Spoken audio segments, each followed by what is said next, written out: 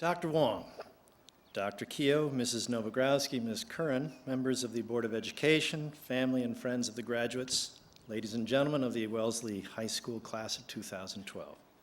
For the privilege of speaking to you this afternoon, I'm honored and grateful. Thank you. So here we are, commencement, life's great forward-looking ceremony. And don't say, what about weddings? Weddings are one-sided and insufficiently effective. Weddings are bride-centric pageantry. Other than conceding to a list of unreasonable demands, the groom just stands there.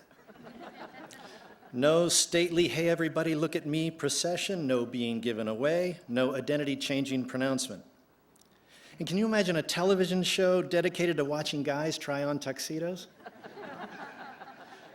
Their fathers sitting there misty-eyed with joy and disbelief. Their brothers lurking in the corner, muttering with envy. Left to men, weddings would be, after limits testing procrastination, spontaneous, almost inadvertent, during halftime, on the way to the refrigerator.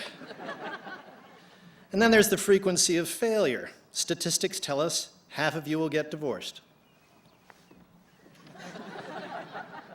A winning percentage like that will get you last place in the American League East. The Baltimore Orioles do better than weddings. But this ceremony, commencement, a commencement works every time. From this day forward, truly, in sickness and in health, through financial fiascos, through midlife crises, and passably attractive sales reps at trade shows in Cincinnati. Parents get that.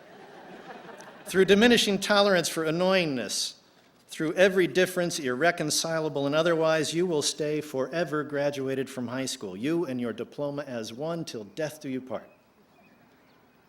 No, commencement is life's great ceremonial beginning, with its own attendant and highly appropriate symbolism.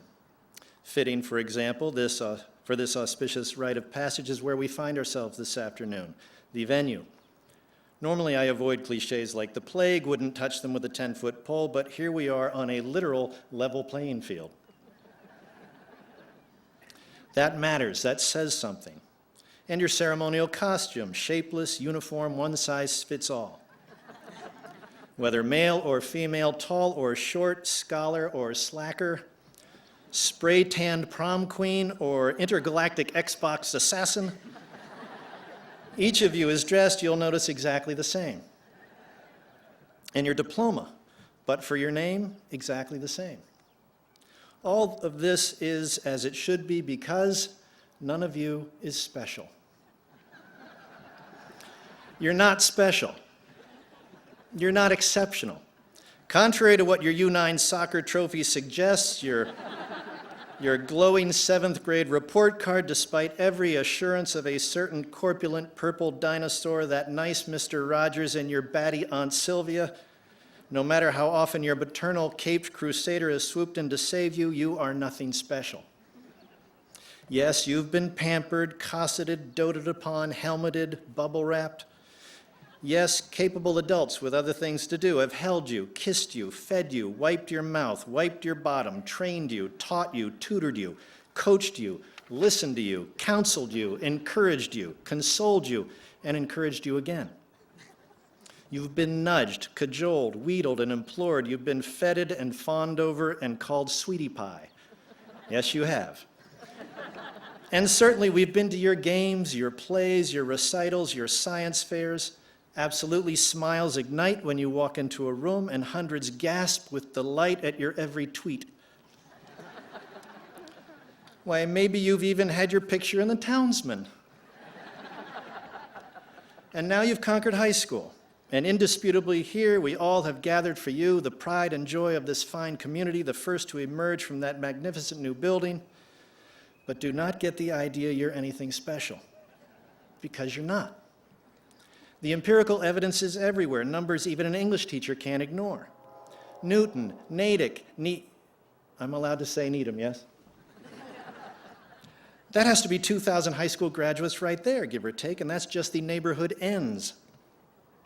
Across the country, no fewer than 3.2 million seniors are graduating about now from more than 37,000 high schools.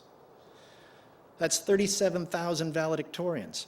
That's 37,000 class presidents, 92,000 harmonizing altos, 340,000 swaggering jocks, 2,185,967 pairs of Uggs. But why limit ourselves to high school? After all, you're leaving it. So think about this. Even if you're 1 in a million on a planet of 6.8 billion, that means there are nearly 7,000 people just like you. Imagine standing somewhere over there on Washington Street on Marathon Monday watching 6,800 yous go running by. And consider for a moment the bigger picture. Your planet, I'll remind you, is not the center of its solar system. Your solar system is not the center of its galaxy. Your galaxy is not the center of the universe. In fact, astrophysicists assure us the universe has no center. Therefore, you cannot be it.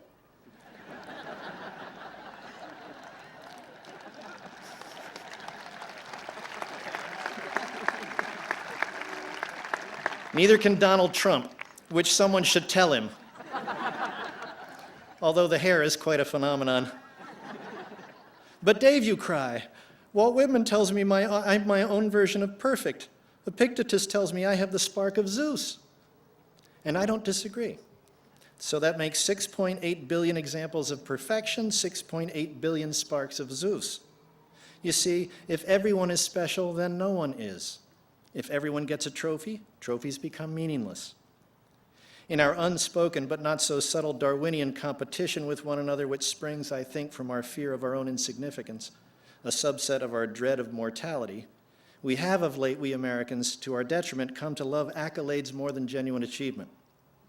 We have come to see them as the point, and we're happy to compromise standards or ignore reality if we suspect that's the quickest way or only way to have something to put on the mantelpiece, something to pose with, crow about, something with which to leverage ourselves into a better spot on the social totem pole. No longer is it how you play the game, no longer is it even whether you win or lose, or learn, or grow, or enjoy yourself doing it. Now it's, so what does this get me? As a consequence, we cheapen worthy endeavors, and building a Guatemalan medical clinic becomes more about the application to Bowdoin than the well-being of Guatemalans. It's an epidemic, and in its way, not even dear old Wellesley High is immune.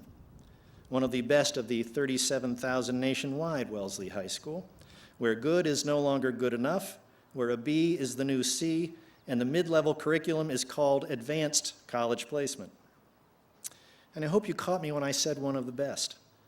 I said one of the best so we can feel better about ourselves, so we can bask in a little easy distinction, however vague and unverifiable, and count ourselves among the elite, whoever they might be, and enjoy a perceived leg up on the perceived competition. But the phrase defies logic. By definition, there can be only one best. You're it or you're not. If you've learned anything in your 4 years, I hope it's that education should be for, rather than material advantage, the exhilaration of learning. You've learned too, I hope, as Sophocles assured us, that wisdom is the chief element of happiness. Second is ice cream, just an FYI. I also hope you've learned enough to recognize how little you know now, at the moment. For today is just the beginning. It's where you go from here that matters. As you commence then, and before you scatter to the winds, I urge you to do whatever you do for no reason other than you love it and believe in its importance. Don't bother with work you don't believe in any more than you would a spouse you're not crazy about, lest you too find yourself on the wrong side of a Baltimore Orioles comparison. Resist the easy comforts of complacency, the specious glitter of materialism, the narcotic paralysis of self-satisfaction. Be worthy of your advantages, and read. Read all the time. Read as a matter of principle, as a matter of self-respect. Read as a nourishing staple of life. Develop and protect a moral sensibility and demonstrate the character to apply it. Dream big. Work hard. Think for yourself. Love everything you love, everyone you love, with all your might.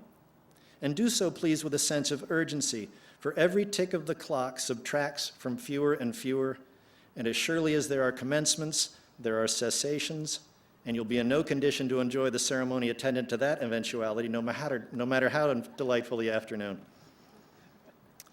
The fulfilling life, the distinctive life, the relevant life, is an achievement, not something that will fall into your lap because you're a nice person or mommy ordered it from the caterer.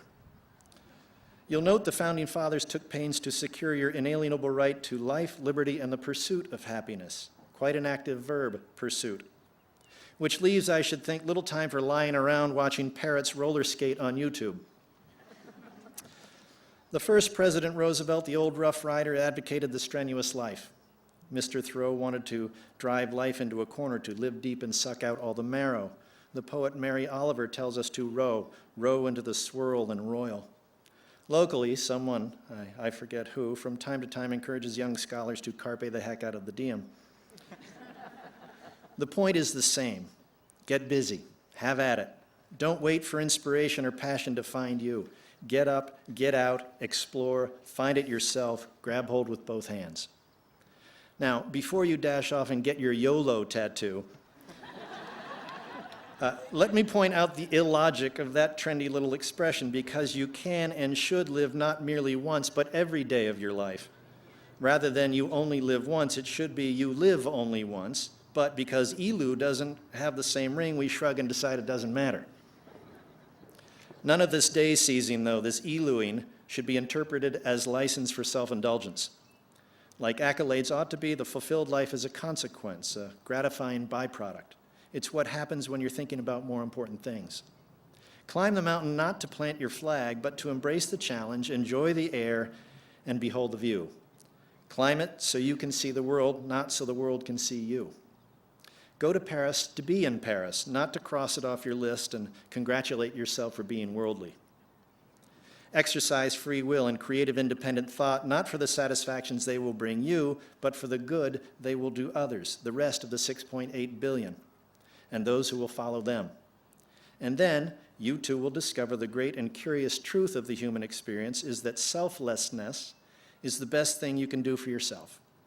The sweetest joys of life then come only with the recognition that you're not special, because everyone is. Congratulations. Good luck. Make for yourselves, please, for your sake and for ours, extraordinary lives.